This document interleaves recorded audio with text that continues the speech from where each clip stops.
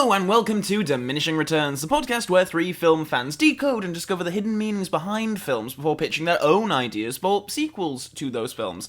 In anticipation of the release of Inferno, today we're going to be looking at the Da Vinci Code, the 2006 Ron Howard-directed movie starring Tom Hanks as Robert Langdon, a symbologist who is embroiled in a twisty-turny tale when an acquaintance is murdered and he finds himself as the prime suspect. This leads Langdon and a police cryptologist, played by Audrey Tautou, to various ancient buildings and objects throughout France and England as they look for clues in order to solve the murder, clear Langdon's name, find the Holy Grail, and discover the last living descendant of Jesus Christ, all while being pursued by an albino monk played by Paul Bettany and helped by an eccentric Englishman played by Ian McKellen. The following podcast contains spoilers for The Da Vinci Code and Angels and Demons. Enjoy!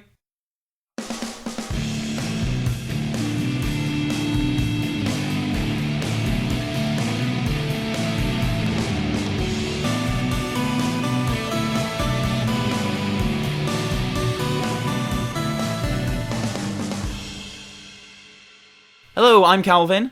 I'm Alan. Hi, I'm Sol. And today, in anticipation of the release of Inferno, the third Robert Langdon adventure franchise film, we're going to be taking a look at The Da Vinci Code, which was released in 2006 and was the first film in which Tom Hanks played Robert Langdon. Should we talk a bit about how we came to the Da Vinci Code? Was this your guys' first time seeing the film? Had you seen it back in 2006 when it first came out?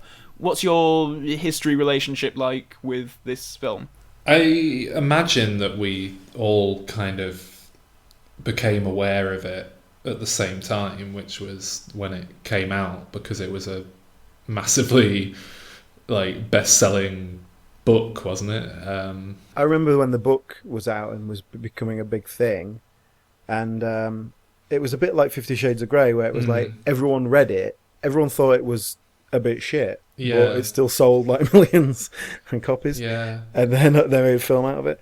But everyone sort of agreed that it was really simplistically written, and that's why it was popular with people who don't normally read. I was under the impression for the longest time that it was like a factual book rather than a story. I thought it was just based on how people were talking about it when I sort of said, what's it about?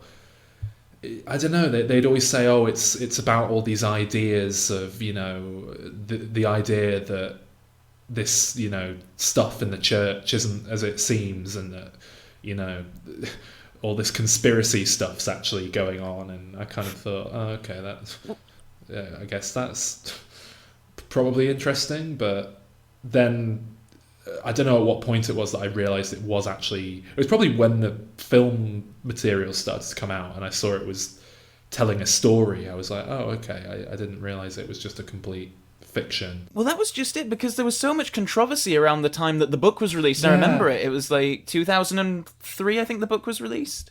Like, all these religious figureheads were coming out saying how blasphemous, heretical the book was. I think that's why I thought it was real, actually. Like, it was saying this stuff was real, or making actual claims. Because, it's fiction, otherwise who cares?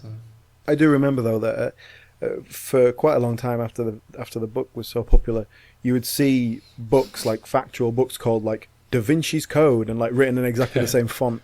Yes. And it was like the true story behind Da Vinci's paintings or something like that. It was always just the most hack tie-ins. Yeah.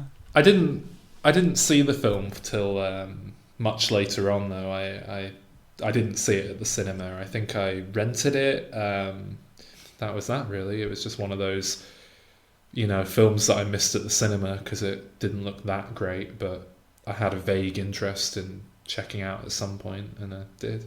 I think I saw it at the cinema, and I seem to remember it was like, it's a sort of a passable, action-y film, nothing special. I watched it again recently, and sort of got very much the same response. Just it's watchable. It's not terrible. I hate it. It's well put together. It's so boring. I watched it again for this, and I'd somehow forgotten that it was 2.5 hours long. See, if you'd have rented the Blu-ray, you would have been forced to sit through the extended cut of the film. There is no Ugh. theatrical version on the Blu-ray. What? And the extended cut is like, I know, it's ridiculous. And the extended cut is like half an hour longer. It is a 3-hour long film. Why? And it's do they mostly extend? I was gonna say, what do they add? it's mostly just like the odd sort of 10 or 20 seconds on an end of a scene or something, or sort of a bit of extra character development that you don't really care about. I think one of the only substantial differences is that so in the version that you watched, was there a sequence in which Paul Bettany, the albino monk, Yes. had a flashback to when he was in prison? Yeah, I think so. Okay, was there an earthquake in that flashback, and did he escape? Oh god, I watched it last night and it's like it's in one side of my No, head. I think- don't remember that bit. I seem to remember someone mentioning an earthquake, but I don't remember seeing one. The flashbacks I remember is he kills somebody or he Yeah, runs away yeah. or something like that. Yeah, that was. There are a that was couple what I more think. flashbacks with him where there's like an earthquake in whatever prison he's in, and then he gets out and he takes that as a sign from God, and then there's this priest suddenly over him who takes him in and nourishes him back to health. Whereas I think a theatrical cut just sort of shows he was in prison once and that's it. But mostly it is just extra bits of dialogue here and there, and this is not a film that needs extra lines of Yeah. dialogue. It is so overblown with that's it. exposition everywhere. Yeah, you're completely right there. There were so many points actually near the start when I was actually paying attention where Tom Hanks he'd say something and I'd sort of think, oh, that was a nice little, way of playing with real mythology or something, and then he'd just sort of say, oh, and by the way, that's because this ancient people believed in this thing, and it's like, yeah, we know, like, you don't have to. Yeah. It's at the start when he was giving that talk about symbols, right? And then he showed a picture of what was obviously Poseidon's trident, and everyone was like, evil, evil, and he was like, no, it's Poseidon's trident, and it was like, you can see the sea in the background. What? I'll tell you I was sort of going with it for like the first maybe hour or something, but I'll tell you it was the one bit when I completely lost it was Ian McKellen's bit when he's talking about that Last Supper painting, because it just goes on for so long, and a lot of it is so just like, I think it's interesting because I was much like you, Saul. I think I saw this film for the first time on like DVD when it was not too long after it had been released, and I think I watched it thinking, well, that was an alright sort of action thriller mystery sort of thing. But this time watching it, I was just like, it just sounds like a bunch of crackpots sat around, and it's like Illuminati nonsense about like, well, the triangle there means the cup, and the cup is, and if you move the images around, they look like this, and it looks like Jesus has his arm around what's the name, and it's like, oh, really? Like, I don't know what it is about this film, but I find it profoundly boring. I kind of just, it's the second time I've like tried to get through it, and I mean I have sat through it, but I've not. I was going with it for about 10-15 minutes, and I just kind of reached, when you read a book and then you kind of, I don't know, something distracts you, and then you realise you've been reading it and you have to go back to like 3 pages before because you've not actually taken it in. I just do that with this film. Every time I've watched it, I realise I've been sat there for like 20 minutes and I've just not taken it in because my mind just gets so bored that I think that it starts to entertain itself with like thoughts outside of the film. And I just, honestly, I don't know what it is about this film particularly, but it really just bores me shitless. I guess it's just that I wouldn't typically watch like really generic thrillers that aren't good.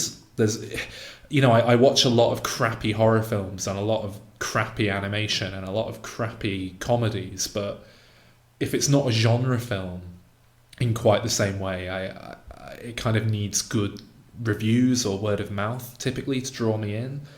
I think my threshold's a lot lower for them, and whilst this is arguably a genre film of a kind, it hasn't got any robots or zombies in it. It's just... So, Alan, it sounds like you enjoyed the film the most out of the three of us. Well, yeah, it seems that way. I don't want to overstate it, though. I mean, it was a distinctly average, thriller.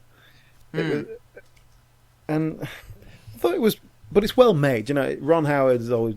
He's got a solid, bit of filmmaking there. Tom Hanks is always dependable. I find Ron Howard really weird, to be honest. I feel like his filmography is just completely schizophrenic in terms of quality. Like, he'll make a film and I'll watch it and I'll think, yeah, that's that Ron Howard's a great director, and then I don't know, like half of his filmography is stuff like Frost Nixon, which is great, Apollo 13, and then half of it's stuff like this and A Beautiful Mind, which I think represents some of the worst of like just Hollywood cliche. I know it's a bloody Oscar winner, but it's awful. And The Grinch as well.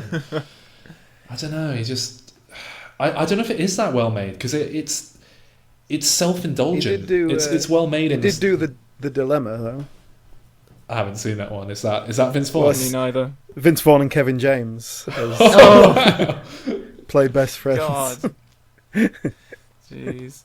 He does do quite a wide range of things, doesn't he? Like that is that's the sort of throwaway comedy that you wouldn't expect an Oscar-winning director to be. Yeah. Well, this is why I find it so interesting that him and Tom Hanks came back not only for Angels and Demons, but they're coming back again for Inferno. Tom Hanks never does live-action sequels. These are his only live-action sequels, and I don't think Ron Howard's done a franchise or sequels or anything like that in his filmography. So there must be something about this character and this kind of film that really appeals to both of them if they keep coming back for it. It really bugged me, actually, this film, just how much of a waste it was of its cast, because it's got a really fantastic bunch of people. Tom Hanks is brilliant. I love him, and then you've got Ian McKellen, obviously, Paul Bettany I'm a big fan of, and Alfred Molina as well. And speaking of Alfred Molina, I love the way that he just can't quite do accents that aren't his own.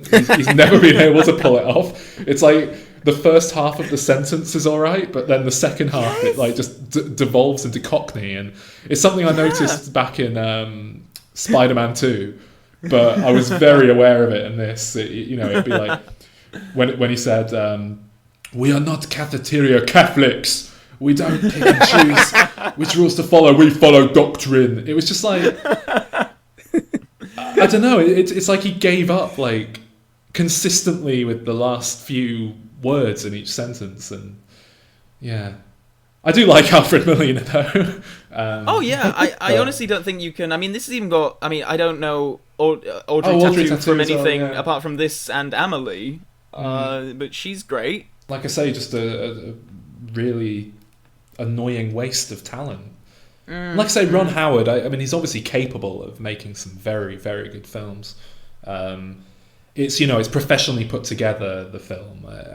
Like you say, I think maybe they should have been a bit less self-indulgent and trimmed it down to a more reasonable running time, and I don't know, written it a bit better. But well, I did wonder how sort of faithful they were to the book.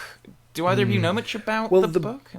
The only thing I know about the book is that it was a real page-turner. The chapters are about 3 pages long, and so everything ends on a cliffhanger. Everything's pulling you forward. Yeah. And in that sense, it's quite filmic. I think it's well-suited to being made into a film. So, and it's got all these international destinations and things. So I suspect it was quite faithful. Plus all the codes and such things and information about paintings and that have hidden symbols and all that is kind of in there. So, Can I ask something about? I'm going to skip to the very end of the film because I sort of checked out mentally at this point, and I had to rewind the last 10-15 minutes so much just to sort of take everything in, because my mind kept wandering. But there's about 10-15 minutes worth of exposition at the end, and I think it's all pretty much summed up. Audrey Tautou is the last descendant of Christ. Is that right? Basically, yeah. Okay.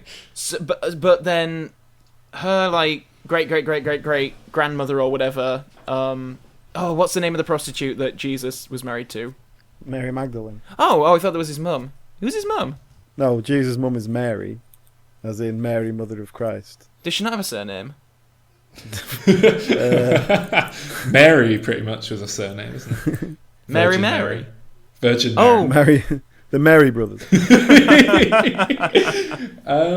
What is this surname? Mary Christ, I guess. Yeah, okay. Mary Christ. So, as a married name. What was Joseph's surname? I guess in those days you took his Nazareth, wasn't it? Well, that's it. Mary of Nazareth. There you go. It's like Leonardo da Vinci, isn't it? You're named after the place you come from. You are Mary of Nazareth. The Jesus of Nazareth. God, that must have been confusing. I was going to say, there was definitely more than one Mary knocking around in Nazareth back then. There must have been. Okay, so... Not. So well, it is now, yeah.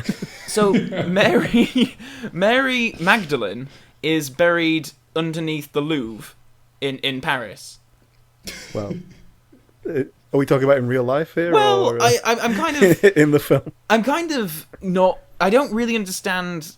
And maybe this is in the film and I just missed it, but why the church are so determined that it doesn't get out that Christ had children. Because that means he had sex. Well, given offensive. the controversy and the protests and how much this film was banned around the world, that is obviously not literal fancy. That's obviously true. The idea that Jesus is got genetic spawn is heretical, I guess, because he's a god. He's at least a demigod. But he was a man. He is literally God. I mean, he's the Son, isn't he? The Father, the Son, right. the Holy Spirit. If he has kids, that means they are, godly. Okay. At least some way. Okay. I think that is in the film. I probably just missed it, but I was just sort of wondering. Well, why are people? It wound me up because I was sort of thinking like, they're not gonna cross that line into like finding out she's like got magic powers or something, aren't they? And then I thought, well, I should have done that in the sequel. I did really like that bit at the end where she like taps the water with her foot, and then she's like, "Nope, can't do that." I thought that was quite nice, because then this sort of leads to another question that I had: does God exist in the world of the film? Is there? I know that kind of. It felt like they were very hesitant to. It tiptoes around. And the character of Langdon specifically, and I don't know if I think it's more in the second film actually, where his faith is questioned, and he really tiptoes around it. The character's really obviously supposed to be at the end of the first one when he was so kind of like, well, maybe God's inside all of us, even though he's not real. Maybe he is real, and that's just. And it was like, oh, so fuck off! Like, come on. Well, the character's obviously supposed to be atheist, isn't he? I mean, but that was it. He sees the history and the context. Exactly. That's what annoyed me about it. He was written as an atheist, but so clearly by a writer who I could believe is also an atheist, but is kind of shackled by knowing that this film is, going to be pandering to the lowest common denominator demographic, and therefore can't afford to like offend anybody along the way. Well, exactly. You can't make that film and then have the main character go, "Come on, guys, God, let's not be stupid. All right, come on," because. Everyone that won't play in the Midwest. But then I would have rather they just tiptoe around it a bit wider instead of having him sort of dance with his whole thing about maybe God is that special feeling I get when I look upon a newborn baby and everything. It's like if you're just going to start redefining what God is, then of course it exists. Maybe God's the chair I'm sat on now. Oh, he exists then. It's not what God is it? God's in all of us, soul. Accept it. The bit in Angels and Demons that you're referring to, Alan, is, and I know this guy watched the film recently, there is a scene where Ewan McGregor, who is a priest, goes up to Robert Langdon and says, "Do you believe in God?" And Robert Langdon has a very sort of wishy-washy reply, and he kind of sums it up with, "Faith is a gift that I am yet to receive," or something like that, which is incredibly non-committal, but it gets him into the archives of the Vatican, so he's all right with that. But the reason fair enough. I mean, in that situation when a Catholic priest, you're trying to get a favour out of a Catholic priest, and he asks you if you believe in God, you don't just say no. You got to play the game. The reason why I raised the question in the first place is that throughout the entire film, I can pretty much buy the, fine, this is an atheist world or whatever, there is no God, but there is one bit in the film, and actually I'm not even sure if this is in the version that you saw, or maybe it's an extended cut, edition, but there's the bit where Tom Hanks and Audrey Tautou are in a church in London, and Ian McKellen's like manservant has a gun pointed at them, and he's about to kill them, and then all of a sudden some white birds like fly down from the ceiling and distract the gunman, and they make their escape. And the music sort of swells a bit, and just the shot of the doves coming down, it's got this quite sort of heavenly... And I don't know if it's trying to imply that there's some kind of act of God that's saving their lives. It's the only bit in the film where I feel like there's possible holy action. I think it... I don't remember it specifically, but that would obviously be deliberately ambiguous. If it's meant to... Even if it's meant to be just to sort of... religious symbol of the doves and all that sort of thing. It'll be thrown in there, not necessarily meaning a direct Deus Ex Machina. It's either a Deus Ex Machina or God from above. I mean, it's bad writing, or literally meant to be God within that world. It's a god of a certain type, regardless. So. It's John Woo. Yeah. Yeah. So, how did you feel about Dr. Teabag, or whatever he's called, Calvin? He seems like a character you would have really, really clicked with, knowing you. Ian McKellen? Yeah. Oh, how you know me too well. This was my next talking point. What's he called? I love Teabing. Teabing. What's that about? Like, he's English, isn't he? Exactly. So like, I love that he has the wait, but let me guess, Calvin. You liked the bit where he had to answer the questions to get into the house? Yes. A Harvard man would never. What tea would you have? Yeah. What would you have with this tea? No. Would you have milk or lemon? And I go, that would depend on the tea. I've got to say, I did actually. I was very bored up until that point in the film, and that is kind of when it regains my attention briefly. I did quite enjoy that character, although it was like, a ridiculous stereotype and, not particularly well conceived. Yeah, but if you're going to do that, you get a Ian lot McKellen more to do it, entertaining than most of the film.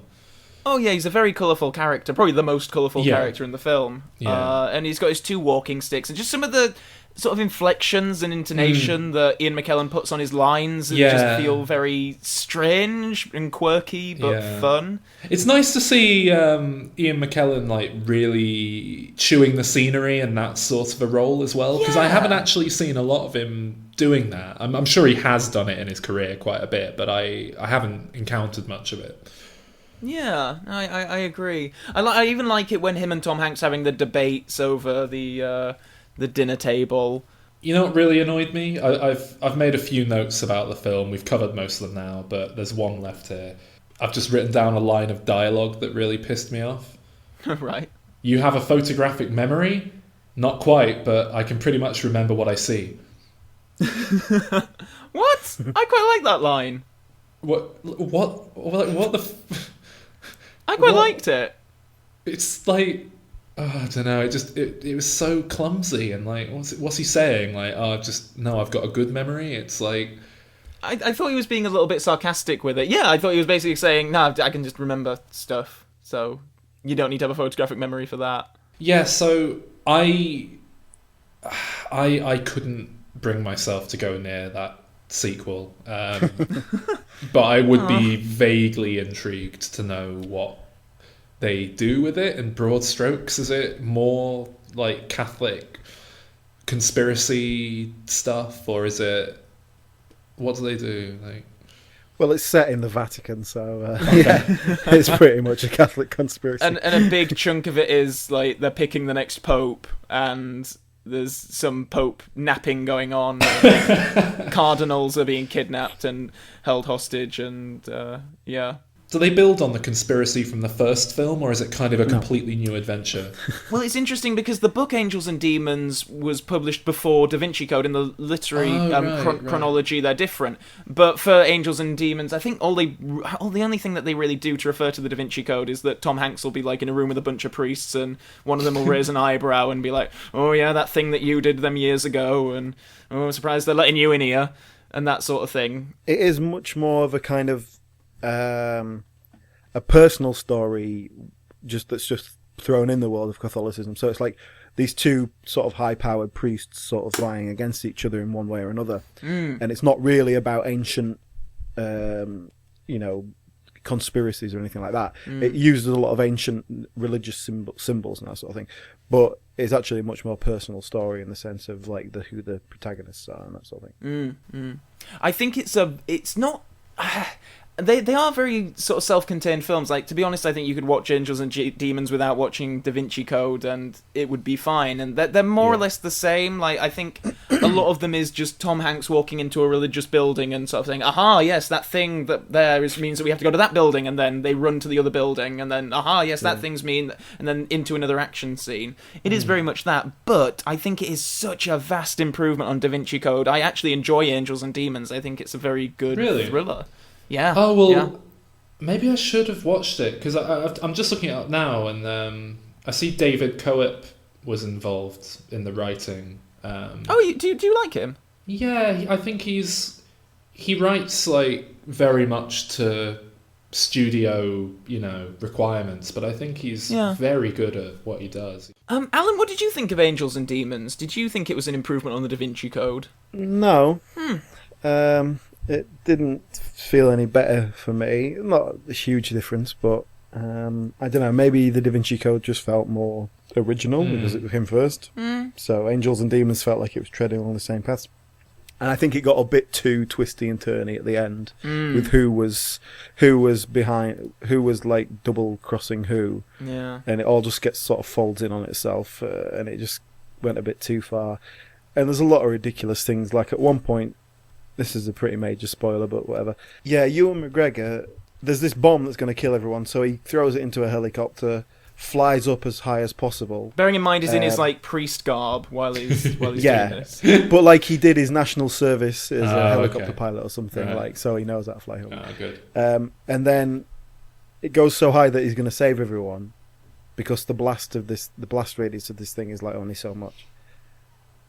And so he sacrifices himself, to save everyone else. But then he jumps out and survives by parachuting back down. Plus, the idea of blowing a bomb up in the atmosphere so that it doesn't hurt everyone is absolutely ridiculous. I was about to say, like, what kind of just bomb shower is it over a much wider... It's a bomb that's made of antimatter from the Hadron Collider. Oh, it's like full-on sci-fi. Okay, right.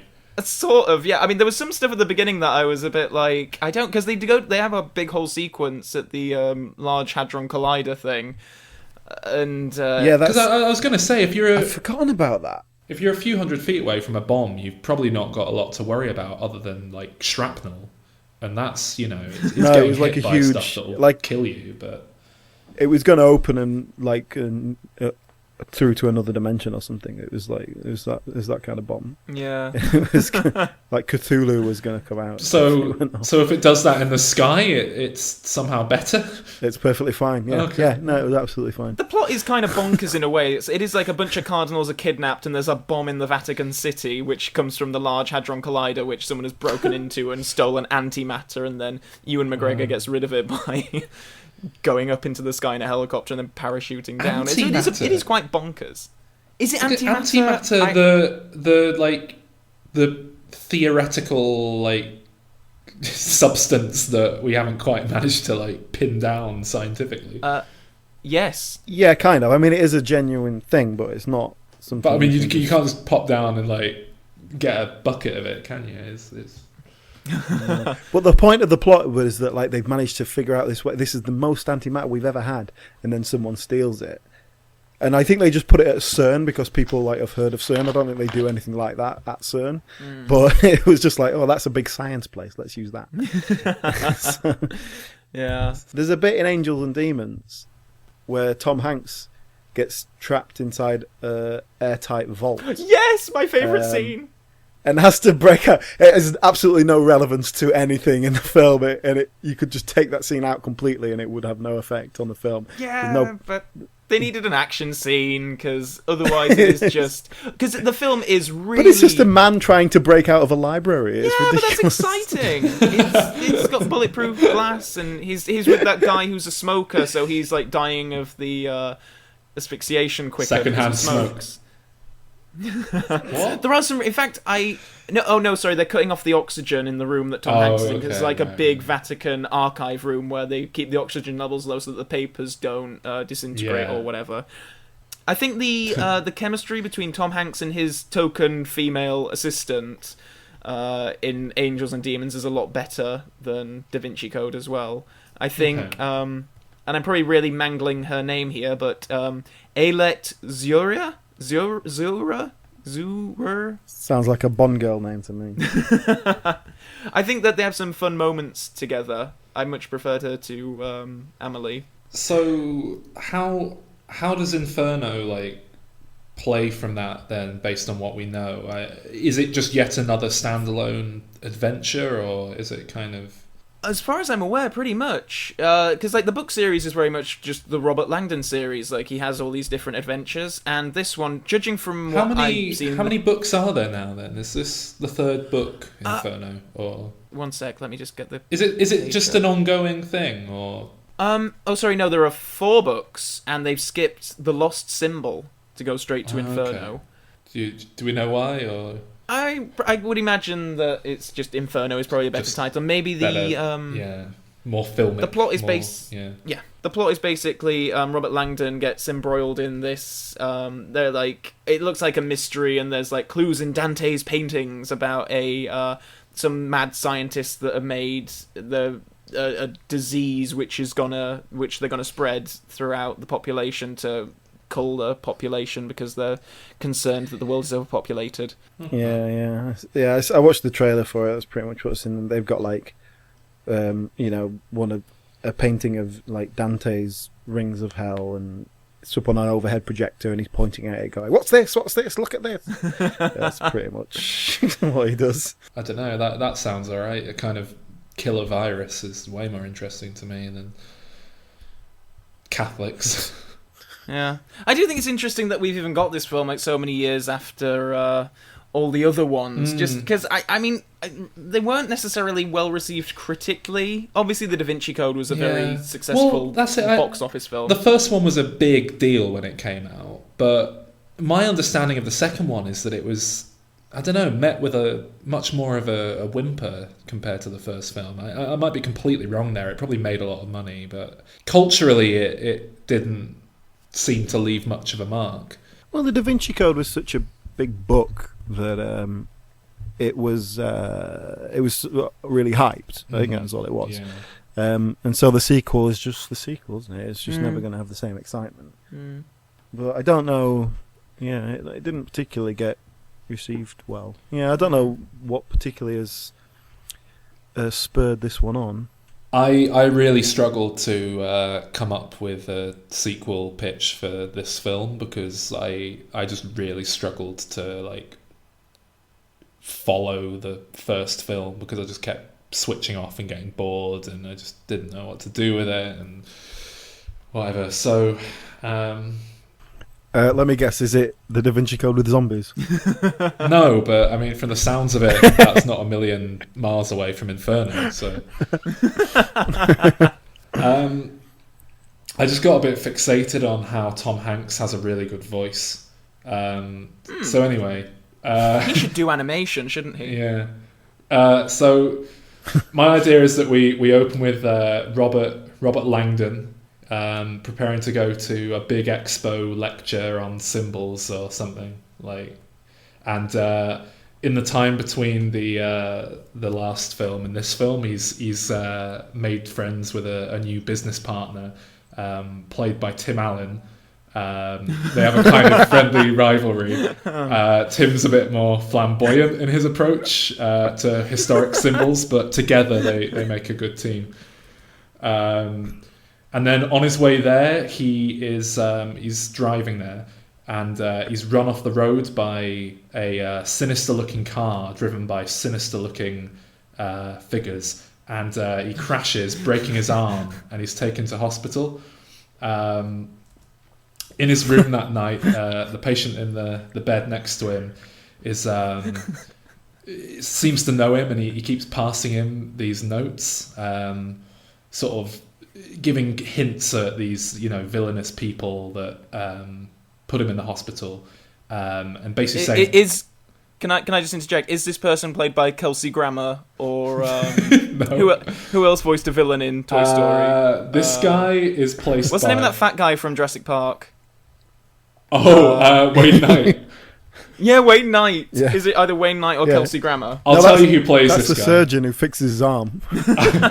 Called Big Al. I'll tell you who plays this guy. Just bear with me, because I've got to look him up. It's played by Joe Ranft. Joe Ranft. R-A-N-F-T. Ranft. Who did he play in Toy Story? Yeah, I know that name. He's dead now, isn't he? Oh, is he? Shit, that's gonna... Oh, he is as well. He died 10 years ago. Bloody hell. All right, well, they'll get a look-alike or something. The hologram, I don't know. Anyway, he pulls the curtain back, frustrated with the guy, just wanting to speak to him. Why are you passing me these notes? And the guy just kind of gasps and splutters, revealing that whatever put him in the hospital seems to have removed a chunk of his throat. He's unable to speak properly.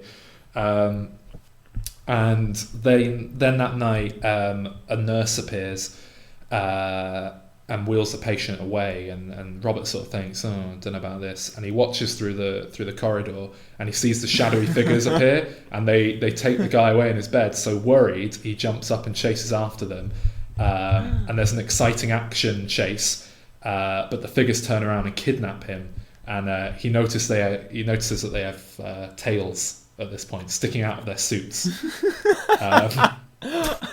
Oh, you're gonna go David Icke with this? Now I need your help with this. So is he... I was hoping he wouldn't have kind of a Bond girl thing. I was just kind of under the impression he'd have a series of mates that like came back in each film, but apparently he doesn't. I wanted him to have like a band of friends. So I'm just gonna say that like he's on good terms with both of the women from his previous films, and maybe he's made up, he's on good terms with Ian McKellen again, so we can get him back. Ian McKellen's like...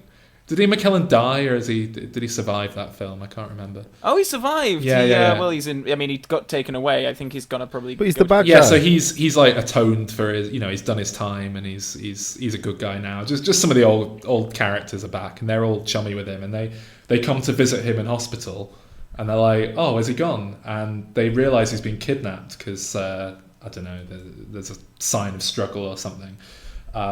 So they follow some nonsense clues that have been dropped and, piece together the mystery to figure out where Tom Hanks has gone. And they realise that he's been taken to Buckingham Palace. So then we see Tom Hanks. Oh, you are going David Icke with this. So Tom Hanks is, unbagged or whatever. They had him in a sack, I don't know. They take him into Buckingham Palace, and the Queen appears.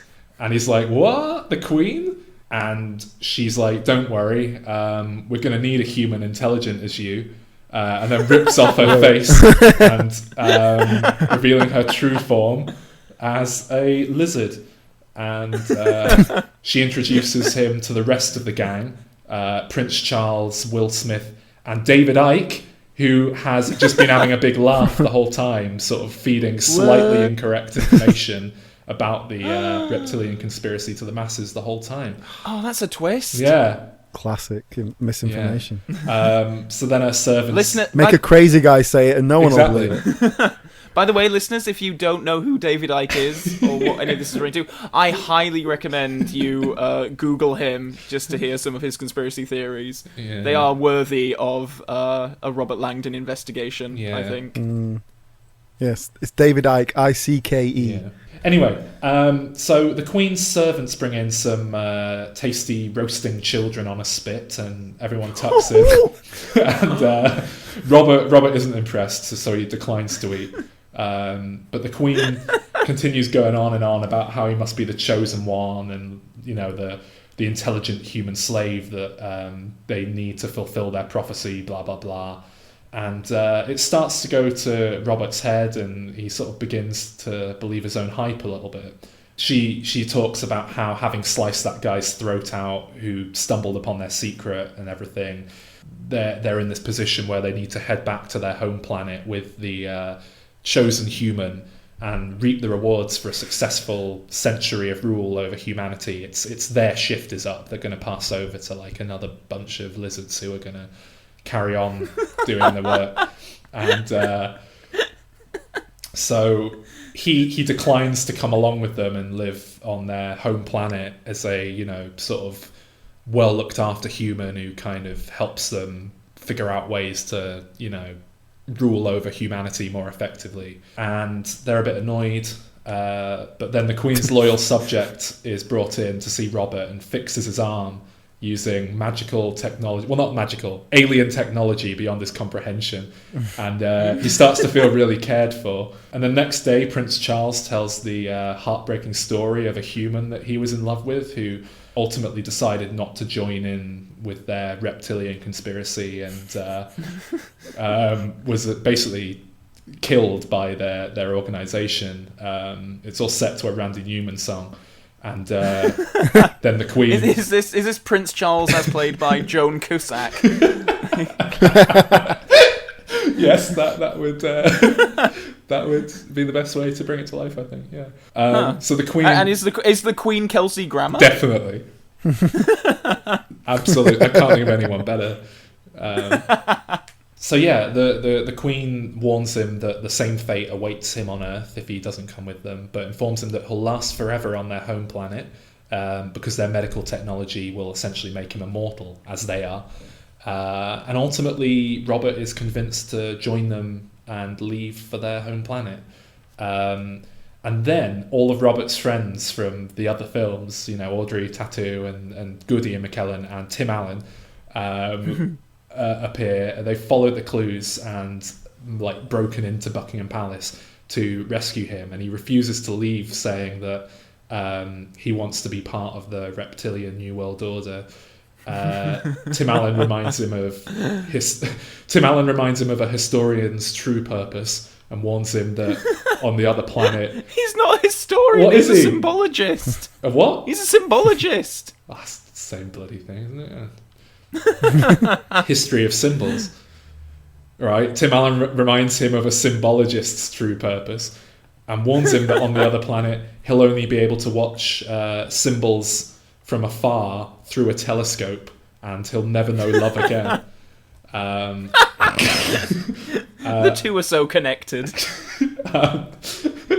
Well, you know, it seems to get him a lot of tail in these films, doesn't it? Robert sees a handy report on TV about the talk that he was meant to be taking part in. And it shows him like a picture of him with some... Has he got like family in the films? No. Maybe it showed... Was he friendly with Ewan McGregor? Because if they did like have a moment in the other one, like I thought... Whatever's on TV, it's like an image of him and some friends or someone that he loves or something, right? And that makes him change his mind, and he rushes to tell them that he wants to go with them and not go to the alien planet. But the Queen blocks his path, and she and Charles and David Icke all kind of force him into the back of their car, and they ride to the launch pad at Stonehenge. And so then we have like a bit of a car chase. Robert's friends chasing behind them on the way to what's essentially a space airport. And there's a big action sequence, and eventually he's on the spaceship as it's taking off, and Tim Allen gets on the spaceship with him and sort of like frees him from, you know, whatever shackles he was in or something. And they're sort of in the hangar as it's, you know, getting higher and higher, and they jump out of it, and Robert's like, we're falling, but Tim Allen says, falling with style, and wings pop out and they glide to safety. And when you say wings pop out, what, out of his back? Yeah. I mean, to be honest, if Ewan McGregor can jump out of a helicopter above the Vatican with a parachute, I don't think... Yeah, right. Like, too much of a stretch. He just says, Right, Ewan McGregor's one of his mates. I'm rewriting it on the fly, okay?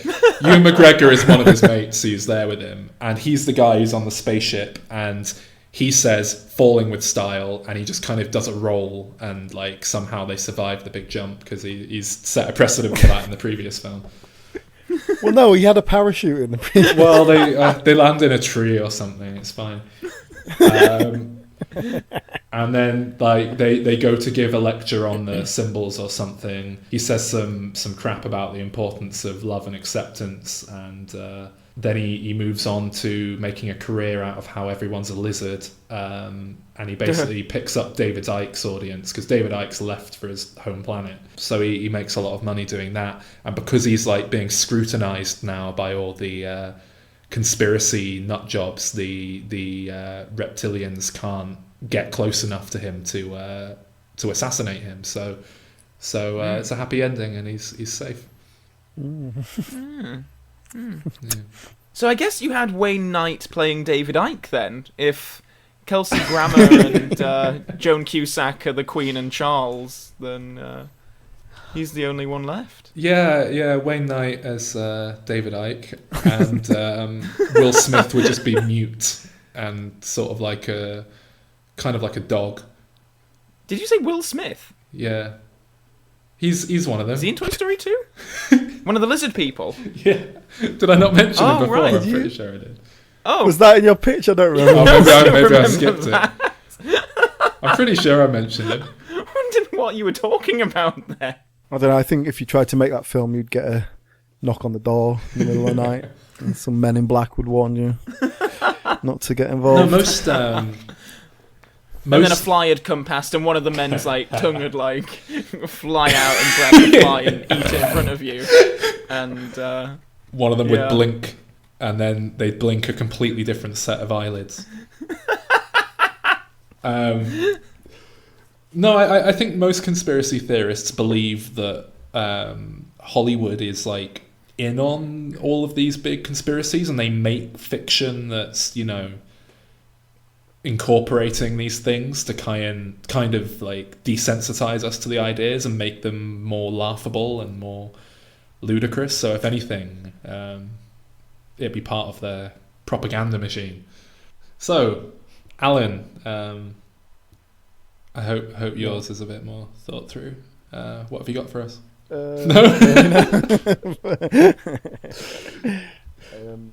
Well, before I do my pitch, I've been doing a lot. I was trying to involve anagrams into mine. Okay. Because he does a lot of anagrams in the films. Or he finds like messages and things, and I just think that's really stupid. And anagrams are a lot easier to do when you're trying to come up with a pitch rather than trying to find some ancient symbols that could be described as something else. So that was an easy way in for me. But just to get myself warmed up, I was doing some anagrams. So I devised a little game for you. Ooh. Do we need to have pen and paper at the ready? No, you gotta be quicker than that. Oh God. Oh, okay. So I'm going to give you some anagrams, and they are anagrams of. Well, basically, I thought if I just gave you anagrams of certain things, it would just be impossible to try and figure it out in like any kind of quick mode. So what I've done is done anagrams of actors in the Da Vinci Code. Oh, so it's just a matter of who can figure it out quickly in your head. So well, obviously I'm going to give you one at a time. So it's just who can shout out quick enough. Genuine class. I'm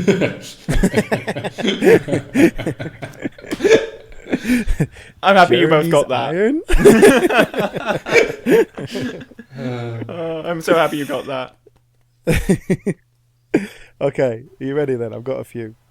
Okay. So you've just got to shout out the right answer, and if you get it wrong, you lose. Okay. Okay.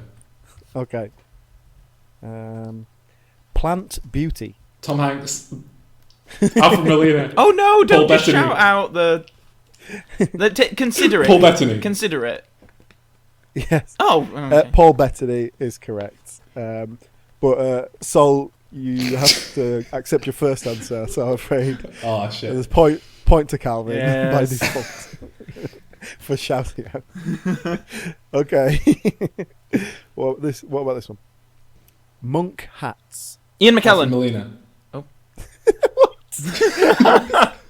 Oh no, that one is Tom Hanks. Alfred Molina.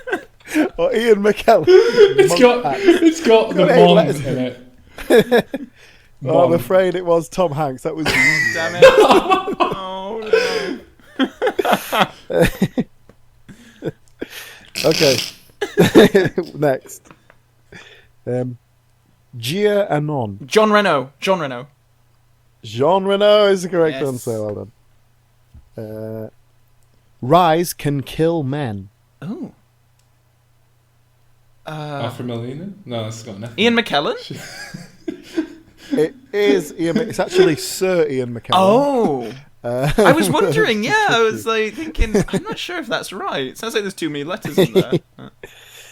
But yes, that's correct. You ate a turd. Audrey Tattoo? Is Audrey Tattoo? Well done. and aid from Alan. Alfred Molina. Is Alfred Molina. Well done. Well, you came back strongly at the end there, Sol. But I don't know. I think I'll have to call that one a draw. Oh. You don't got any more? No, well, that's sort of the main actors in the Da Vinci I Code. want a decider. What about this one? Okay, who's this? Reg came wrong. Oh. From the Da Vinci Code. Reg came wrong. Reg came wrong. Not in the Da Vinci Code. Oh. Is an actor. Are they in the second one? Ewan McGregor. It's Ewan McGregor. Yes. Oh. I was going to try and do one of Stellan Skarsgård. It's just not worth the effort.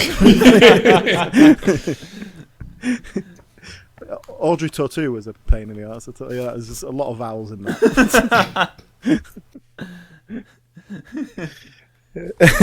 Anyway, moving on to my actual pitch, which will include some similarly tortured anagrams.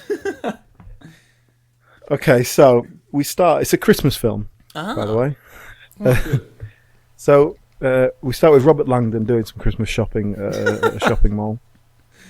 I don't think he has a family, but you know, he just likes to pretend. Oh, he's the kind of guy who, if he was your dad, he'd buy you like really boring, like a model of a brain or something, or or like one of those build your own crystal radio kits. Yeah, he'd get that when all you really wanted was the Power Rangers or whatever. Educational toys are a perfectly good Christmas present. Okay, so we got Robert Langdon. He's doing some Christmas shopping. He's at the shopping mall, but there's a lot of hullabaloo all of a sudden. The police are running around and blah, blah, blah. So he goes and tries to see what's going on. And he finds out that the Santa in the shopping centre has been stabbed to death, like in front of all the kids, and they're all screaming and stuff. So now he's got no reason to get involved, but there's a detective God, is there. this going to be a conspiracy? And it turns out that there is no Father Christmas. Oh my god! No, I was kind of thinking in terms of that, like just doing a kind of the Christian thing, but just with Santa and sort of tying it all into that. But it was just too much work, so I just sort of went on a rambling journey. Anagrams. Yeah, it's quite different. My plot doesn't actually make enough sense to follow that, but yeah, that was kind of where the Santa thing came from. Okay, so one of the detectives who's at the scene, Detective Astor, and she's going to be like his little sidekick for this film. She recognises him from his previous adventures. Obviously, it makes the news and things. So she goes like, "Oh, you're that symbols guy, right? Are you the guy who went to the Vatican and then like someone set themselves on fire in front of you?" He's like, "Yeah, that's me." Yeah. So she goes, "Oh, come and have a look around this dead body. It's great." So she invites him in, and he's having a little look round. He's having a little nosy, and he sees that one of the elves is being interviewed by the police, just getting a witness statement and all that. But he notices that the elf is wearing a badge that says Santa's Little Helper, and obviously in a flash he notices that's an anagram of Satan Still the Leper, which is clearly a message decrying the exile of Satan, and marks the elf out as a member of some sort of satanic cult. So, he explains this to the detective, and she's obviously she realizes the sense that he's talking, and they decide they should follow this up. They follow the elf home, but the elf obviously she's just watched one of her work colleagues be brutally murdered in front of her, so she's feeling a bit delicate. She decides to go for a drink, stopped by a bar, and they see what she orders. She's drinking some Crystal Head vodka, which is Dan Aykroyd's vodka that comes in the shape of a skull. So maybe Dan Aykroyd could play the bartender. That's not a problem if he wants to get in on it. But so, yeah, they see the elf drinking some Crystal Head vodka, which comes in a skull-shaped bottle, which is clearly a marker of someone who worships the dead, a satanic way. And Robert Langdon, he points out that Crystal Head is an anagram of Carly's death, which is obviously a warning to the popular singer-songwriter Carly Simon. Now, she famously sang the song "You're So Vain," which is obviously against vanity, which is one of the devil's favourite sins. Therefore, Carly needs to die. Okay, so... wait, does that mean that Carly Simon is a good guy, or she's in on the evil conspiracy? No, Carly's against vanity. That's why Carly's death is a sign of the upcoming apocalypse.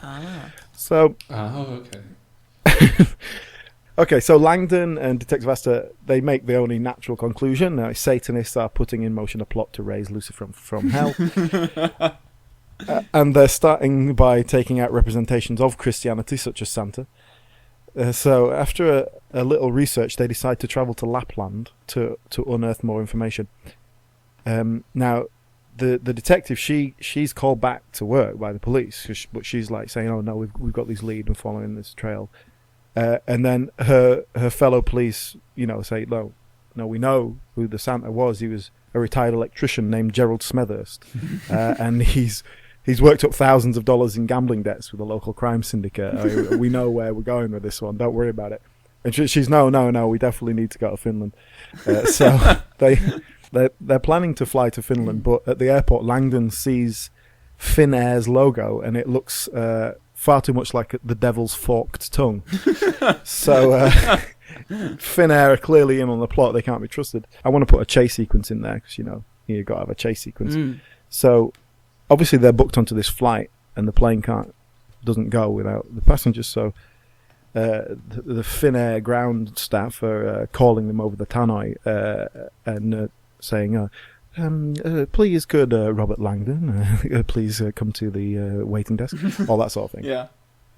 So everyone's trying to look for him, and they have to go on the run, and we can have a big chase sequence where one of those people on the little like golf carts that drive around the airport is chasing them around the airport while they, I don't know, get up to some wacky shenanigans or something. So they get away from that.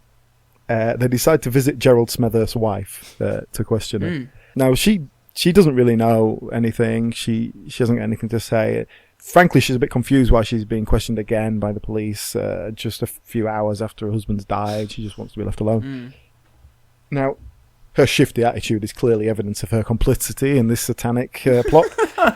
And Robert Langdon notices that when she makes them a cup of tea, she puts the milk in before removing the tea. Oh, no. So, convinced that she is the Antichrist, the duo decide to murder her immediately. So, now they're actually on the run from the police themselves, because they've just committed a murder. Langdon suggests they take refuge in a church, obviously, but the detective asked her, she doesn't think it's a particularly good idea, and she insists that they go to this abandoned warehouse. Now he's a little confused by this. He doesn't really know why, but he trusts her, so he goes along. As soon as they get inside the dark building, he senses that something is wrong, and this sense largely comes from the huge pentagram made of candles in the middle of the floor, with a sacrificial altar in the centre of it. Now he's suspicious at this point, and he asks Detective Astor for her full name, and she replies that it's Linda Astor, which of course he realises is an anagram for Satan is Lord. She's been in on it the whole time.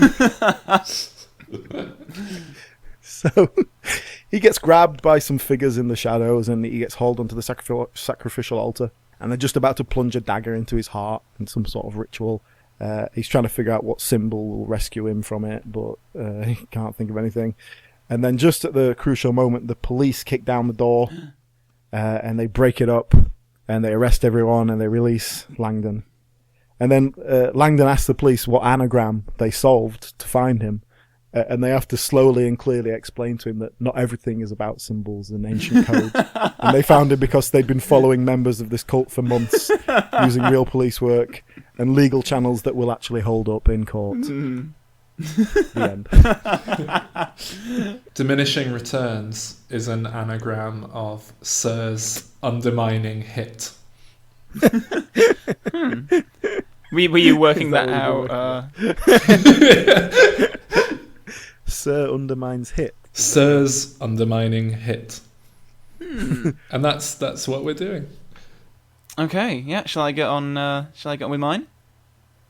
Okay then. Okay.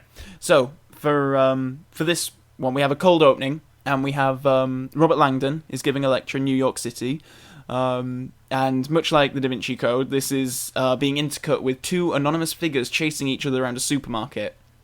And Langdon is talking about his Da Vinci Code experience to an interested audience, and we cut to the supermarket, and we hear a call of, "Give it up, there's nothing to live for," as one man is pursuing another man, and he follows him into the back storage room of this supermarket, and the whole storage room is full of tins, and this guy begins to scramble around, and he grabs a tin, and he opens it, and he uses its contents, and he starts scrawling something on the back of a pizza box.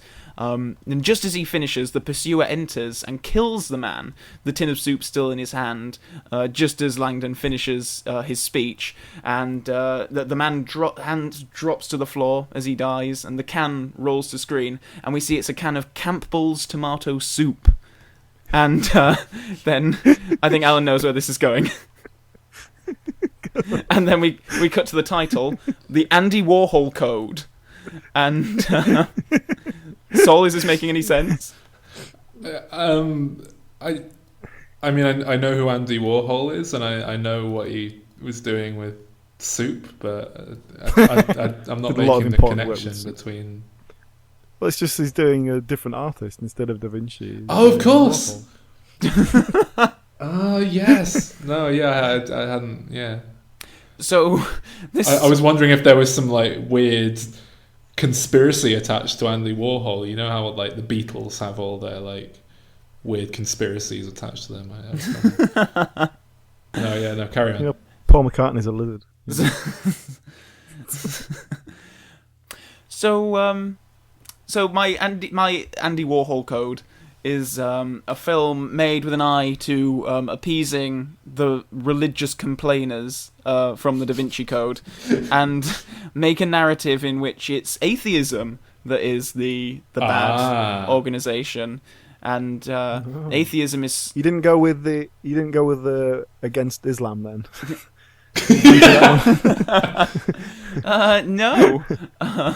Didn't want to stir up that hornet's nest. Nah. Atheists, and speaking as one, I should point out. You can prod with a stick all you want, and some of my best friends are atheists, so I can say whatever I want. So, I don't have this thought out terribly at all, but the main body of the film is Robert Langdon is of course drawn into a tangled web of clues and mysteries in New York City, all revolving around the works of Andy Warhol. He'll have an attractive female assistant, and there'll be an American cop on his tail because he's on the run from the law as well as the bad guys. The film would sort of be chase sequence followed by sequence of them investigating the Campbell soup factory to discover clues. They dig up Marilyn Monroe's corpse at one point because there is something in her coffin that is, imperative to solving the riddle. They go to Studio 54. Is it 54? Yes, it is Studio 54. That's what other Andy Warhol artwork is there that they could? Well, I don't know. You did the research. Just generic pop art with all the dots from the comic book print. Is that not him? No, that's Roy Lichtenstein. Okay, but the one other sort of famous Andy Warhol painting that there is the one of the banana. I don't know if you're aware of it. That's the one that the Velvet Underground used as an album cover. Is that right? Yeah. Yeah, that's it. Yeah. Yes. Yeah, so this is where it comes into the whole atheist conspiracy. Oh. Are you You're right. Well, sorry. Saul knows where I'm going with this. Kirk Cameron was, he is an American actor. Yeah, from Growing Pains. And now he's quite a righteous sort of Christian activist. But there's this video online of him and some pastor talking about how the banana is the proof that there is a God. I don't specifically know of that version, but I know this. It's quite a prevalent theory or a bit of. I just thought it was Kirk Cameron's theory. I don't know. Maybe the version I watched was Kirk Cameron, and I don't know. But yeah, it's hilarious. Is it like one cheesy American guy and another American guy? This one has a mustache. It's a guy basically eating a banana on camera, saying like, look at this. It's the most perfect creation. Look, it comes in its own packaging. Perfect. It's got everything you need. It's like what. It's not perfect as well, because I don't know about you, but I can never open a banana without kind of smushing up the end a bit. It always gets a bit. I tell you what, I can't open a banana without having all those stringy bits that you get on the inside. Like, they're very irritating. But the bananas we have been designed. They've been one of the most cultivated if you look at fruits. a sort of wild banana from back in the day, it's like unrecognizable, and you can't they're worthless as food because there's nothing there. You've got to pick out the edible bits and cook them and stuff. Yeah, it is by intelligent design, human. Yeah. Who were of course made by God. So there you go. Yeah. Well, anyway, with this painting, obviously Warhol had unlocked the secret to the proof of God, and that was the banana. So this is the conclusion that Robert Langdon and his female friend come to as they discover that there is a cult that is trying to eradicate. There's another very similar theory to that's quite prevalent, which is the jar of peanut butter theory. And I mean, I'm sure you could work that in with his jar of Marmite because it would work the same way. But it's the theory there is that. For life to exist, you only need heat and energy and time. Well, then how come when I open up my peanut butter, there isn't new life in it, huh? Yeah, because there's matter in there, and there's heat from the sun, and I've given it a bit of time. And you never find a giraffe in your peanut butter, so that proves it. Only God can make life. And what I like with that is that these people aren't analysing the peanut butter in any real detail, because it wouldn't completely surprise me if you found some new strand of bacterium or something in there, but also obviously when people say that you need matter, heat and time, it's millions of years and extreme temperatures and stuff. Anyway, I should get back to my point. The point of my film was to make religious people feel better about themselves in the first film. So the villains in this film are a cult dedicated to the works of Christopher Hitchens and are seeking to suppress the evidence that God truly exists, that evidence being the banana. And so the climax of the film is that they've gotten every banana and in the world in this one place, and they're going to destroy them all. A big milkshake. And they're going to destroy them all. And Robert Langdon and his female companion have gotten to the top of the chain of this evil cult, and it's actually Richard Dawkins. God. He himself is the mastermind behind the whole thing. And of course there's a fight and Dawkins is taken down. And maybe Langdon comes face to face with God or something, and that's the end. I like that we both went down similar routes there in a few ways. We did, didn't we? Different Very figureheads of movements and. I like how we all found the sort of the silliness of the whole thing in our pictures. The Da Vinci Code is quite a humorless film, really, isn't it? Apart from Ian McKellen. I think that's why that's one of the biggest problems I have with it. Is it's so, like you say, humorless. It's just so utterly devoid of fun. And like I say, I did kind of sit up and pay a bit of attention when Ian McKellen showed up, because suddenly the film was kind of fun again. It was kind of in that National Treasure territory where it's not great, but like I can deal with it. Who would you cast as Richard Dawkins, out of interest? Oh, I would have just gone straight for Richard as Dawkins, himself. But he'd be up for that. Yeah, I'm sure. Yeah, maybe. Why? Who would you cast? Any ideas? I'm trying to think, because probably Ian McKellen is probably the old English actor that would come to mind. I don't know. I keep thinking of James Cameron, and he's not an actor. I don't know what that's about. He's also like, I don't know what. Yeah, I Michael Caine, Jim Broadbent. How old's Richard Dawkins? I guess he's quite old, isn't he? He's like 70, isn't he?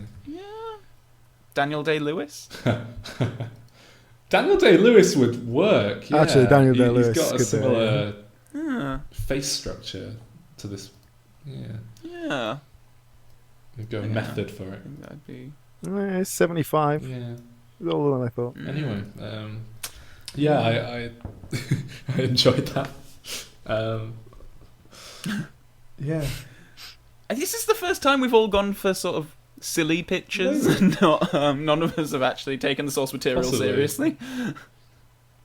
The thing is, to do a legitimate sequel to it, you have to do a lot of research and sort of work out true. like. And we're not earning David Coat money. It sounds like Inferno's like taken a really silly approach to it as well, to be honest. So even they can't be bothered like thinking things through properly.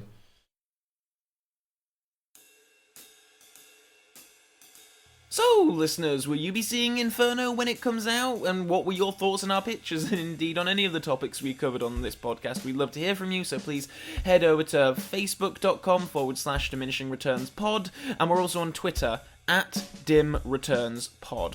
If you'd like to show your support for this podcast, then please rate and or review us on iTunes. We really love making these shows and want to share them with as many people as possible, so please feel free to recommend us to a friend.